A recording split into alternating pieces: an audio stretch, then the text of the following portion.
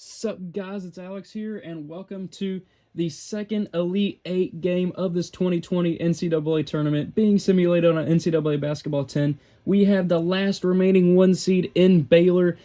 Their trip here to the Elite 8 consisted of beating 16 seed Winthrop, beating 8 seed St. Mary's in an absolute classic. If you haven't checked out that video, make sure you go watch that one. And then number 4 Louisville. Cincinnati, though, upset Virginia in the first round, then had another absolute instant classic against Bradley there in the second round. That was a crazy 11 versus 14 matchup. Then they went on to beat number 7 Illinois in the Sweet 16, so they found themselves here in the Elite 8 as an 11 seed. Both these teams have rosters as of 2020 as they're updated. Baylor is a B+ overall. I guess those are still from like 2009, 2010, but I have updated the rosters with ratings to reflect the good players and how Baylor, not BYU, is really good all around. They have great depth in 2020. This one should be good. Let's tip it off. Welcome to CBS Sports coverage of the Elite Eight. Today's game is between the Cincinnati Bearcats and the Baylor Bears. Down to the Elite Eight. The winner of this game will go on to face Oklahoma in the Final Four, as you can see there.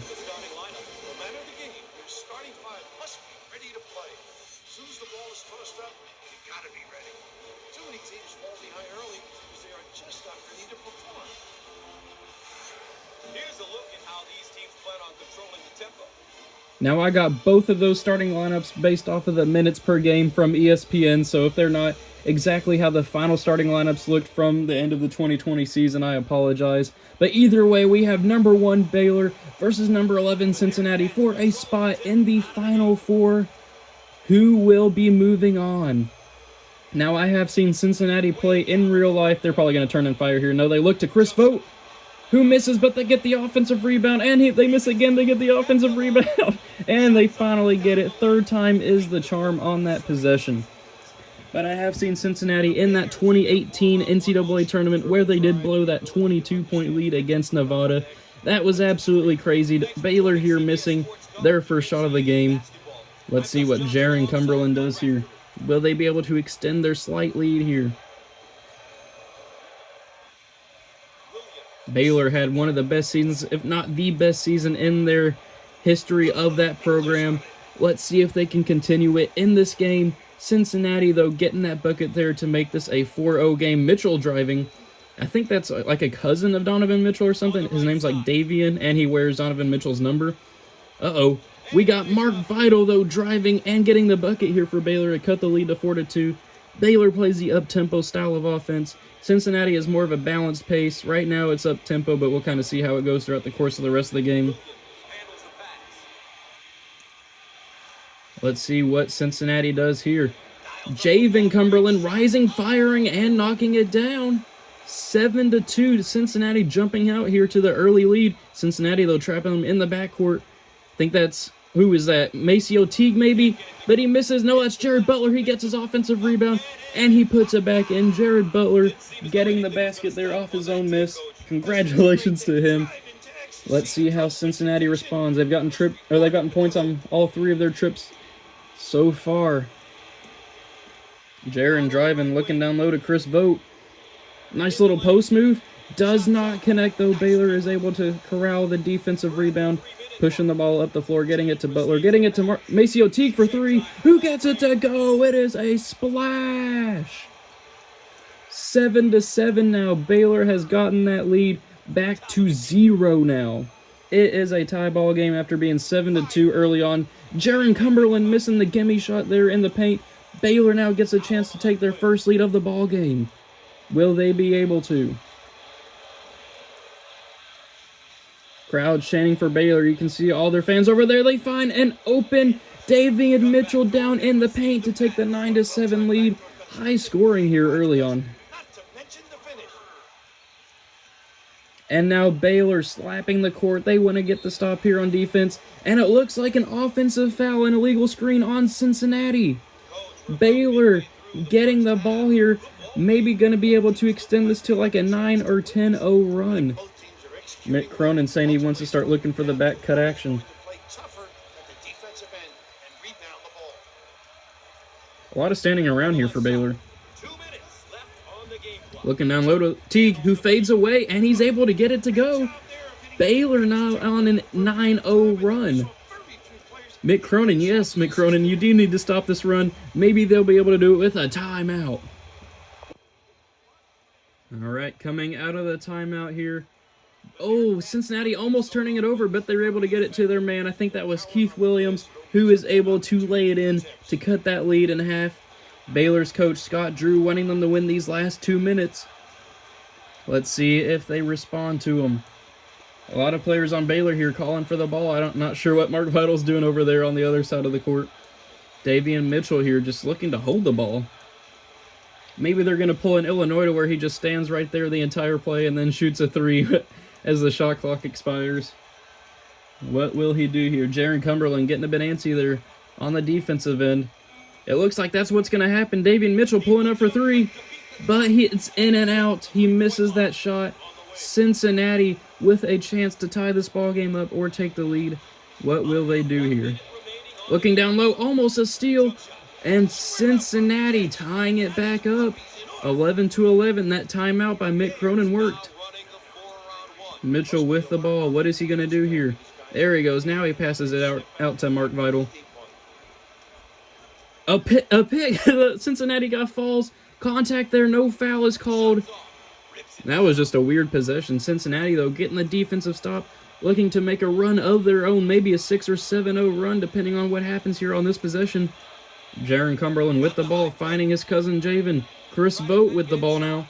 Will he do one of those fancy post moves? He fades away, doesn't connect. Vital is able to snag the rebound here for Baylor. They are pushing the ball up the floor here in transition, looking to take the lead as we go into halftime. They find, who is that? Jared Butler down low. He gets it to go. 13-11 now. Will Cincinnati be able to tie it up here, or will they go for the lead into the half? They find Williams for three. Does not connect. Baylor is walking into the half with a 2-point lead, 13-11. That's where we stand after one half of play. Road to the Final Four coming up next. And let's take a moment to look at some team stats for both sides. Both teams have been playing pretty well so far. I will give them credit. It's been an even game. Here how both teams are doing with the keys they identified at the outset.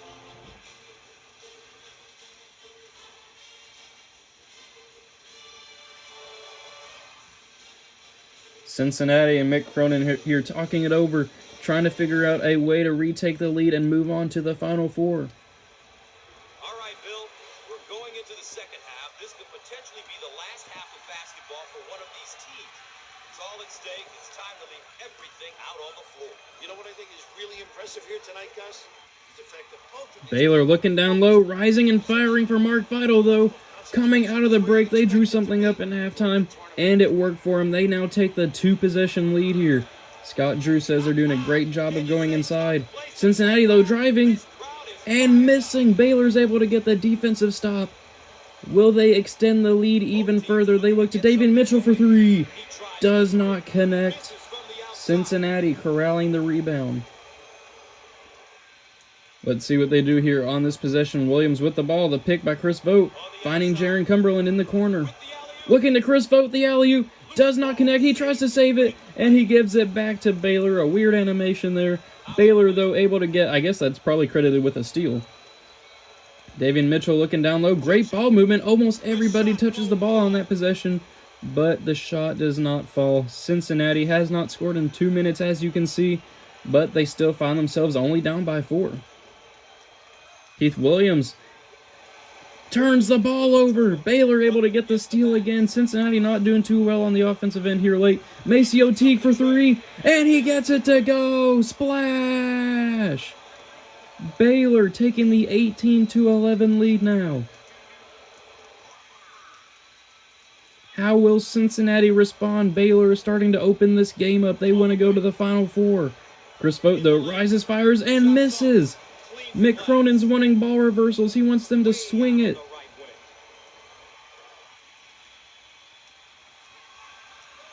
Baylor with the ball, moving around on the perimeter, looking down low to Jared Butler, rising for two.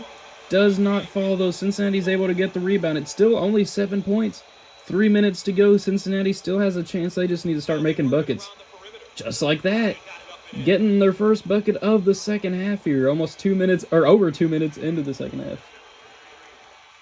Davian Mitchell, though, driving contact, no foul called, but it doesn't matter. He gets the shot to fall. Baylor now up 20-13 with just over 2.5 minutes to go in the game. Scott Drew was happy with how his team was performing there. Cincinnati working that pick and roll up top. Let's see what Jaron Cumberland's able to draw up here. They find Keith Williams for three, who misses. Keith Williams has not been doing too well here in this second half. Baylor able to get the rebound. Let's see what they do here.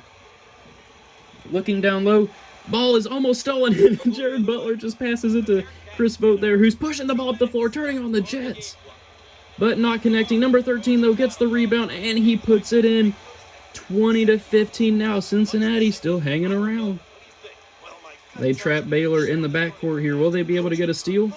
Nope, he's able to break the press. Rising up, though, and knocking it down. Davian Mitchell. Taking a page out of his cousin Donovan Mitchell's playbook. Or maybe they're brothers, I don't know. Cincinnati, though, just can't get a stop on the defensive end right now. Javen for three.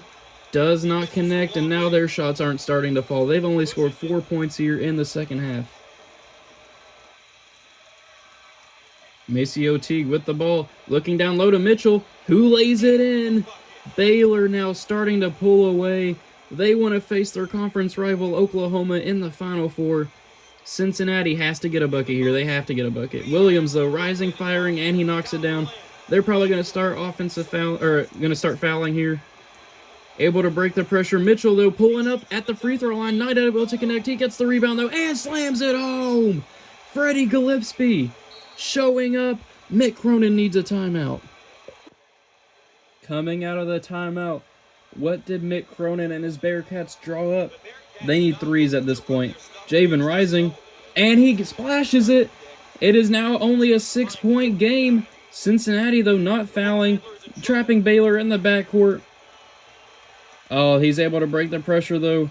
Cincinnati not fouling. That's surprising to me. And now they are. That's a lot of wasted time that Cincinnati had. I will pick it up once we get to the 1-and-1s. So it looks like Jaron Cumberland is going to foul out on this foul. Thought I might as well go ahead and show you guys. He's ended up with 0 points. That is very surprising to me. He didn't score at all in this game. So I think this will probably end up being foul number 6 here on Davian Mitchell. Foul by Micah Adams Wood, which it's really Woods. And it looks like Davian Mitchell will be going to the line here with 27 seconds left to go in the ball game. And here's a look at the freshman. This is a big year for this young man. If he can manage to transition to college ball and keep his studies in order, he'll be ready for any challenge he might meet. He knocks down the first one to extend the lead to 3 possessions. This one is pretty much over. Now it's just a matter of what the final score is going to be. Will Baylor be able to crack 30 points? Mick Cronin takes a timeout. Let's see what Mick Cronin drew up in the timeout. Will Cincinnati be able to break this lead to 5, or cut into this lead? Javen Cumberland for 3, does not connect. Baylor to get the rebound, and he is calling off his Bearcats. Baylor is now warming up the bus. They will be going to the Final Four, representing the 1 seeds. Looking down low to Mark Vital. Will they get a shot off? No. Javen Cumberland gets a steal for 3. Nothing but net, but it doesn't fall. Baylor beating Cincinnati here. They will be moving on to the Final Four. NCAA tournament basketball, I don't think they do. The better team won, and they're going on. Well, when you take a close look at this victory, it came down to execution. We say it all the time, but these guys did a terrific job. Davian Mitchell getting player of the game, 10 points and 2 rebounds. All right, that's a wrap for my partner, Bill Raftery. I'm Gus Johnson saying good night. So we have one side of the Final Four set. It will be number 9 Oklahoma and number 1 Baylor. The next 2 games will be posted tomorrow, so make sure you check those out. Thank you guys for watching. I hope you enjoyed it, and I will see you all in the next game.